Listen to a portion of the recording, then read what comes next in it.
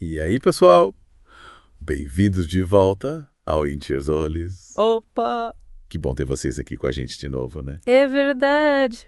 Hoje a gente vai mergulhar num tema, como posso dizer? Um tema que mexe com todo mundo. É, É o problema do mal. sei lá, né?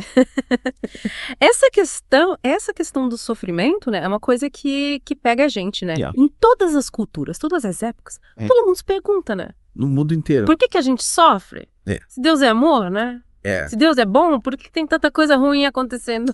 E pra gente tentar entender um pouquinho melhor essa questão, a gente tem um artigo aqui Legal. que se chama O Problema do Mal. Como entender o sofrimento no mundo de Deus. Bom, Né? esse artigo, ele é bem legal, porque ele traz várias perspectivas, né? Não fica preso numa visão só. É. Ele abre um leque de possibilidades pra gente refletir. É.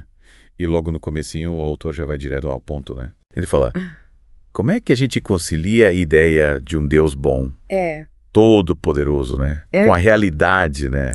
Do sofrimento. A gente vê, né? Guerras, doenças, Yeah. tragédias, né? É. Coisas que realmente nos fazem sofrer, É. né? E aí a gente se pergunta, né? Cadê Deus, né? E essa angústia, né?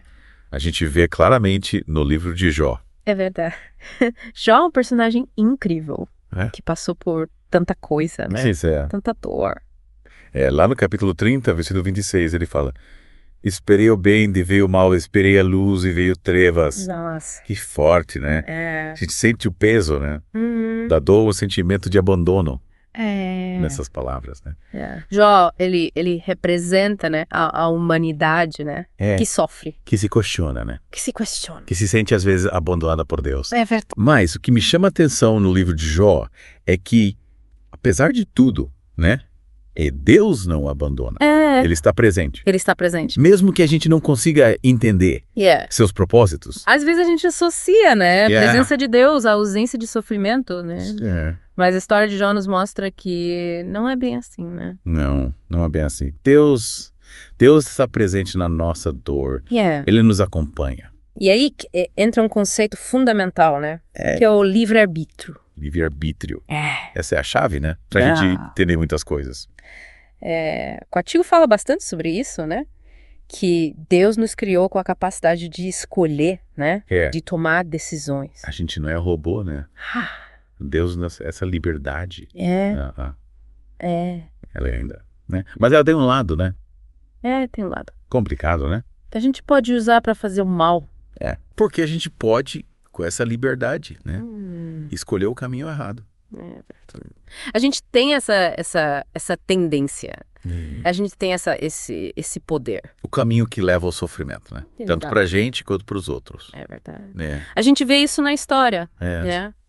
Aí a gente volta lá, no comecinho da Bíblia, no Jardim do Éden. Adão e Eva. Adão e Eva. O exemplo clássico do livre-arbítrio. A desobediência deles, né? É. De escolher o próprio caminho, né? Em vez do caminho de Deus. É um exemplo, né? Clássico do livre-arbítrio, dando errado, né? Dando errado. Dando errado. Mas é importante lembrar, né? Que o mal, ele não foi criado por Deus. Ele é consequência, né? Da rebelião. Da escolha de se afastar de Deus. Da gente se afastar de Deus. É a gente que cria o mal, né? Com as nossas escolhas. Mas mesmo assim, né? Deus não desiste da gente. Não desiste. Né? Ele nos ama. Ele nos oferece um caminho de volta, né? Um caminho de redenção. De redenção. E esse caminho, né? É Jesus. É através de Jesus. É por Jesus. Que a gente volta para Deus. Que a gente se liberta do pecado, da culpa, do sofrimento. E aí o artigo, né? Ele nos convida a gente ampliar a nossa visão sobre o sofrimento. A gente enxergar além da dor presente, né? A gente tem uma perspectiva eterna. Tem uma visão mais ampla do que está acontecendo. E aí, se lembra daquela passagem de Apocalipse? Sim. 21.4. Linda. Linda, né? Que fala: Deus enxugará de seus olhos toda lágrima, E não haverá mais morte, nem pranto, nem clamor, nem dor. Que maravilha. Que coisa linda, né? É a promessa de um futuro sem sofrimento. Sem sofrimento. Sem dor. Nossa, me arrepia, né? Saber que um dia tudo isso vai passar. Que a dor vai ser curada. Que a justiça vai prevalecer. Que coisa linda, né? E essa esperança, né? É o que nos impulsiona. É o que nos dá forças para continuar. Mesmo diante de tanta dor, de tanta injustiça. Mas me diz uma coisa. O quê? Se Deus, né? Já tem essa solução pronta, né? Esse futuro lindo nos esperando, né? Por que ele não intervém agora? E acaba com esse sofrimento? Boa pergunta. Né? Essa pergunta de R$1 milhão. Essa é a pergunta que todo mundo, né? Se faz em algum momento da vida. Em algum momento da vida. E o artigo, ele tenta nos dar uma luz sobre essa questão. Lembrando da paciência de Deus, né? Do tempo de Deus. O tempo de Deus. É diferente do nosso tempo. É diferente do nosso. A gente quer tudo pra ontem, né? Mas Deus não. Deus, ele tem um plano. Ele tem um propósito. É como se a gente estivesse olhando, né? Para um relógio que marca os segundos. Enquanto Deus, né? Olha para um calendário que abrange séculos. Milênios. A eternidade. A nossa visão é muito limitada, né? É muito limitada. Comparada com a visão de Deus. A gente só vê o pedacinho, Deus vê o todo. Mas mesmo sabendo disso, né? É difícil, né? Questionar. É normal questionar. Principalmente quando a gente se depara com situações, né? Que parecem injustas. Totalmente injusto. E aí, a gente tem, por exemplo, né? O Salmo 73, que é um exemplo, né? Sim. De alguém que se questiona diante da aparente, né? Prosperidade dos ímpios e o sofrimento dos justos. A gente lê aquele salmo, né? É um soco no estômago, né? A gente se identifica com a revolta do salmista. Com a sensação de que justiça não está sendo feita. Não está sendo feita. Mas o que é interessante é que no final das contas, né?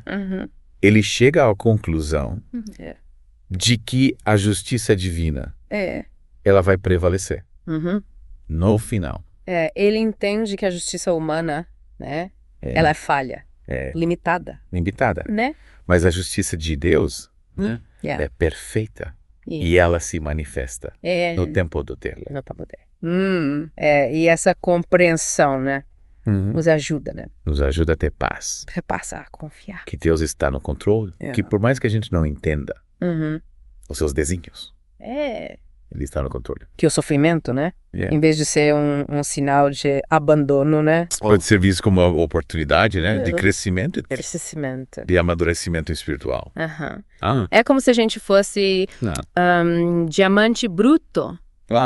Que precisa ser lapidado, polido, para revelar toda a sua beleza. E essa lapidação, muitas vezes, acontece através da dor, do sofrimento. Olha só, até Jesus, né, o Filho de Deus, passou por isso. Lembra do seu grito de angústia na cruz. Deus meu, por que me desamparaste? Que momento forte. Forte, né? Se até Jesus, né, experimentou a dor do abandono, quem somos nós, né, para achar que vamos escapar? Ninguém ia escapar. Mas faz parte da vida. E justamente, né, o sofrimento do Cristo que nos mostra que ele entende, né, a nossa dor. Que ele está conosco nas nossas lutas. E que, né, quando a gente passa por momentos difíceis, a gente pode ter certeza, né, que Deus está usando, né, essas experiências para nos moldar, para nos aproximar dele e nos tornar mais parecidos com seu filho. Que mensagem poderosa, né? É como se Deus dissesse: eu sei que você está sentindo, eu estive aí, estou aqui agora, te sustentando, te guiando, te dando forças para continuar. Nossa. É isso aí. E essa certeza, né? Essa presença de Deus, o nosso alicerce, né? A nossa âncora em meio à tempestade. É verdade. E por falar em tempestade, o artigo também aborda o destino do mal, né? Ah, sim. O que ele nos diz sobre isso? Bom, ele nos leva de volta à queda de Lúcifer, né? Que se rebelou contra Deus, né? E se tornou Satanás, o inimigo da humanidade. Aquele anjo que se achou tal, né? Quis ser igual a Deus. Quis tomar o lugar de Deus. E aí deu no que deu. E foi ele, né? Foi ele. Que introduziu o pecado no universo. Semeando a discórdia, a desobediência, o egoísmo. Tudo que vai contra o amor de Deus. E a partir daí, né? O pecado entrou no mundo, né? Através de Adão e Eva. Contaminando a criação de Deus. Com o mal. Mas Deus, né? Ele não ficou parado. Ele agiu. Com amor e misericórdia.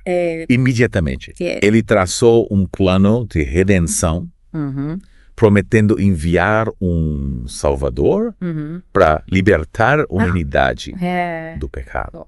E esse plano, né? Se concretizou, né? Em Jesus Cristo, que viveu uma vida perfeita, né? Morreu na cruz para pagar pelos nossos pecados, né? E ressuscitou, venceu a morte. Que notícia maravilhosa, né? Mas me explica melhor, né? Como é que a vida de Jesus, né, nos mostra que é possível vencer o mal? Bom, Jesus, né, sendo Deus e homem ao mesmo tempo, né? Ele nos ensinou que é possível, né? Viver em obediência a Deus. Mesmo no mundo caído. Resistir às tentações e escolher o caminho do bem.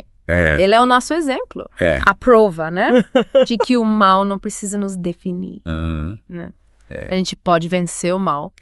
E através da sua morte e ressurreição, né? Que ele nos oferece a graça, né? O perdão. E a chance de um recomeço. Um recomeço. Que lindo, né? É como Paulo escreveu em Romanos 8.37. Mas em todas estas coisas somos mais que vencedores por aquele que nos amou. Que coisa linda, né? Em Cristo a gente encontra a força, né? Para superar as adversidades. E a certeza de que o mal não tem a última palavra. E o plano de Deus não termina aí, né? Não. Ele vai além. Vai além. É a nossa redenção individual, né? Vai além. O que o artigo, né, nos diz sobre isso? Bom, ele aponta, né? Para a nova terra. Escrito em Apocalipse 21. Onde Deus habitará com o seu povo. E não haverá mais morte, nem pranto, nem clamor, nem dor. Nossa, que esperança maravilhosa, né? A promessa de um futuro glorioso, né?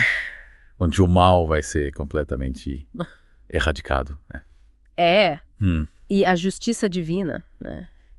Vai reinar para sempre. Para sempre. Por isso que, né? Por mais difícil, né? Que seja o presente, né? A gente pode ter certeza, né? Em Cristo, né? Mais que vencedores. Mais que vencedores. Isso aí.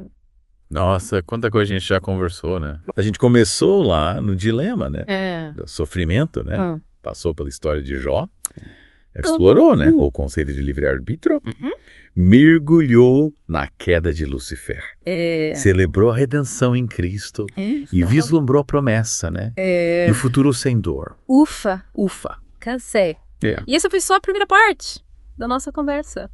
Ainda tem muito chão pela frente. É verdade. Com muitas nuances pra gente desvendar. Muitas nuances. Mas a gente vai fazer uma pausa, né? Pra respirar um pouquinho. Pra tomar uma aguinha. Um cafezinho. Digerir tudo isso. Né? E já a gente volta com a segunda parte, né? Isso. O nosso mergulho, né? No problema do mal. No problema do mal. Fiquem ligadinhos. Fiquem ligadinhos. Até já. Até já. Voltamos então para a segunda parte do nosso papo. Isso aí. Sobre o problema do mal. Mas na primeira parte explorou bastante as causas, né? A origem do sofrimento. Mas e aí o que a gente faz com toda essa dor? Pois é, né? É fácil a gente se sentir meio paralisado diante de tanta tragédia, tanta injustiça no mundo, né? Mas o artigo que a gente está usando como base, ele nos lembra que a gente não está de mãos atadas, né? É verdade, a gente não precisa ficar parado. A gente pode fazer alguma coisa. E ele vai, além de simplesmente dizer pra gente, tenha fé. Ele propõe algumas atitudes bem práticas pra gente lidar com o problema do mal. de forma construtiva, sabe? Gostei disso. Que tipo de coisa que o artigo sugere? Uma das coisas que ele fala é sobre a importância da gente mergulhar na história de Jó, sabe? Não só ler por cima, mas se aprofundar na experiência dele, nos questionamentos dele, nas dores, na forma como ele se relaciona com Deus em meio a tudo isso. Faz muito sentido, né? A gente costuma focar muito na parte final da história. Na restauração de Jó, né? Mas o processo, né? Aquela luta interna, aquela sensação de abandono de injustiça. Acho importante a gente encarar tudo isso de frente para entender a mensagem completa. A história de Jó é um exemplo, né? De como lidar com o sofrimento de forma autêntica, sabe? Com fé, com perseverança, sem negar a dor. Sem negar a dor. E além disso, o artigo propõe um exercício bem interessante. Olhar para a nossa própria vida e tentar identificar como Deus esteve presente nos momentos difíceis. Que legal! Tipo, fazer uma retrospectiva da nossa caminhada e reconhecer a mão de Deus nas situações que a gente superou. Nossa, que legal. Às vezes a gente foca tanto no problema. Que esse é de olhar para o lado e ver como Deus nos sustentou, nos guiou, nos deu força para continuar. Nossa, é verdade. E reviver essas experiências fortalece a nossa fé, nos ajuda a confiar mais em Deus. É como se a gente estivesse construindo um álbum de recordações da nossa jornada com Deus, sabe? Que cada foto, cada lembrança é uma prova do seu amor e cuidado por nós. Que bonito. E sabe, quando a gente reconhece essa ação de Deus na nossa vida, a gente se sente mais encorajado a compartilhar essa experiência com os outros, né? É verdade, como se a gente tivesse uma boa notícia para contar, uma luz para compartilhar num mundo tão cheio de trevas. Né? E essa partilha, além de fortalecer a nossa própria fé, pode servir de inspiração para outras pessoas que também estão passando por momentos difíceis. Com certeza a fé se fortalece no compartilhamento na comunidade. E por falar em comunidade, o artigo também destaca a importância de participar de grupos de estudo bíblico, sabe? Com certeza. Estar em contato com outras pessoas, compartilhar a mesma fé, trocar experiências, aprender juntos, é fundamental para a nossa caminhada. Sem dúvida. E nos grupos de estudo a gente tem a oportunidade de aprofundar o nosso conhecimento da Bíblia. Tirar dúvidas, compartilhar diferentes perspectivas sobre a palavra de Deus. E isso nos equipa para lidar com os desafios da vida, inclusive com a questão do sofrimento. É verdade, a gente aprende a aplicar os ensinamentos bíblicos na prática, né? A encontrar respostas para as nossas perguntas, a ter uma compreensão mais profunda da vontade de Deus. E claro, não podemos esquecer da oração, né? Com certeza o artigo enfatiza a importância da gente levar as nossas angústias, as nossas dúvidas, os nossos medos a Deus em oração. Afinal, é na intimidade com Ele que a gente encontra consolo, força, direção. Concordo plenamente. É na oração que a gente se conecta com a fonte de toda a sabedoria e de todo o poder. É ali que a gente abre o nosso coração, expõe as nossas fragilidades e recebe o bálsamo do amor de Deus, né? E sabe, o artigo também nos convida a meditar na palavra de Deus, especialmente em passagens que falam sobre a esperança de um futuro glorioso. Sim. A leitura de Apocalipse 21, por exemplo. Renova as nossas forças e nos enche de esperança diante das dificuldades do presente. O Apocalipse 21 é lido demais. Aquela descrição da nova terra onde não haverá mais dor, nem sofrimento, nem morte. É como um abraço quentinho na alma. Verdade. E essa esperança nos impulsiona a seguir em frente, a perseverar ou lutar por um mundo melhor. A levar a mensagem do Evangelho a todos que precisam. Afinal, em Cristo, a vitória já está garantida. Que lindo. E pra gente finalizar essa parte do nosso papo, o artigo ainda nos desafia a ir além da reflexão e colocar a mão na massa, sabe? A traduzir a nossa fé em ações concretas de amor ao próximo. Exatamente, ele nos convida a apoiar ministérios que levam a mensagem de esperança a pessoas que sofrem. A doar o nosso tempo, os nossos recursos, os nossos talentos para fazer a diferença no mundo. Afinal, de que adianta a gente falar de amor e compaixão? A gente não coloca isso em prática, né? Com certeza, e tem tantas maneiras da gente fazer isso, né? A gente pode ajudar a construir casas populares, visitar hospitais e asilos, doar alimentos para famílias carentes, apoiar projetos sociais, ser voluntário em ONGs, enfim, as possibilidades são infinitas. O importante é não ficar parado, né? Se engajar, fazer a nossa parte na construção de um mundo mais justo e fraterno. E claro, nunca se esquecer de orar por aqueles que sofrem, de levar a eles a mensagem de esperança do Evangelho. Amém. E a gente encerra essa segunda parte do nosso mergulho no problema do mal. Com essa mensagem de esperança e ação. Mas calma, a gente ainda tem muito para conversar. Voltamos já para finalizar esse papo e, claro, deixar vocês com uma reflexão final para lá de especial. Isso é ligado. Até já. Até já. Voltamos então para a última parte do nosso papo sobre o problema do mal, né? Já exploramos tanta coisa. É verdade, a gente mergulhou fundo na história de Jó. Desvendou a questão do livre-arbítrio e viu como a fé em Cristo nos oferece uma perspectiva totalmente diferente sobre a dor. Para a gente amarrar tudo que a gente conversou, eu queria retomar alguns pontos-chave do artigo. O problema do mal. Como entender o sofrimento no mundo de Deus. A primeira coisa que me marcou foi a clareza com que o autor coloca. Sim, o mal existe e ele causa muita dor, mas a culpa não é de Deus. Exatamente. A gente viu que a origem do mal está lá na rebelião de Satanás e na nossa própria desobediência, nas nossas escolhas erradas. Deus nos criou para o bem, para o amor, mas ele também nos deu a liberdade de escolher o caminho oposto. E essa liberdade, por mais linda que seja, também nos coloca diante de consequências difíceis, né? É como se a gente tivesse o poder de construir um castelo ou de botar tudo a perder. E, infelizmente, a gente tem uma certa tendência a complicar as coisas, né? Mas sabe o que me dá esperança? É que, mesmo quando a gente erra, mesmo quando a gente escolhe o caminho da dor, Deus não desiste da gente. Ele está sempre ali de braços abertos, pronto para nos perdoar e nos ajudar a recomeçar. E aí que entra o segundo ponto que eu queria destacar. A redenção que a gente encontra em Jesus. Essa é a grande virada na história, né? Através da morte e ressurreição de Jesus, a gente recebe o perdão pelos nossos erros, a libertação do poder do mal e a esperança de um futuro incrível onde o sofrimento não vai ter mais lugar. É por isso que, por mais difícil que seja o presente, a gente não precisa se desesperar. A gente tem a promessa de que um dia tudo isso vai passar e essa promessa nos dá força para continuar. Com certeza, e essa esperança nos impulsiona a buscar a Deus com mais intensidade, a mergulhar na sua palavra, a conversar com Ele em oração, a pedir a sua orientação em consolo. Esses são justamente os próximos pontos que eu queria destacar. A importância da oração e do estudo da Bíblia. É através deles que a gente se conecta com Deus, se fortalece e encontra paz em meio à tempestade. É verdade. Esses dois pilares da nossa fé são como bússolas que nos guiam no caminho certo, que nos ajudam a enxergar além da dor presente e a vislumbrar a beleza do futuro que Deus nos reserva. E falando em enxergar além da dor, o artigo nos convida a encarar o sofrimento, por mais difícil que seja, como uma oportunidade de crescimento, de amadurecimento espiritual. É como se a gente fosse um vaso de barro sendo moldado pelas mãos do oleiro, sabe? O processo pode ser doloroso, mas o resultado final é lindo, é único, é transformador. Que imagem linda! E essa ideia de transformação me leva ao último ponto que eu queria destacar. A importância de colocar nossa fé em ação, de sermos agentes de mudança no mundo, de levarmos alívio e esperança para quem está sofrendo. Concordo plenamente. De que adianta a gente ter todo esse conhecimento, toda essa esperança se a gente não compartilha com os outros, né? A gente precisa ser as mãos e os pés de Jesus no mundo, levando o seu amor, a sua compaixão, a sua cura para quem precisa. É isso aí. A nossa fé precisa se traduzir em ações concretas, em gestos de amor ao próximo.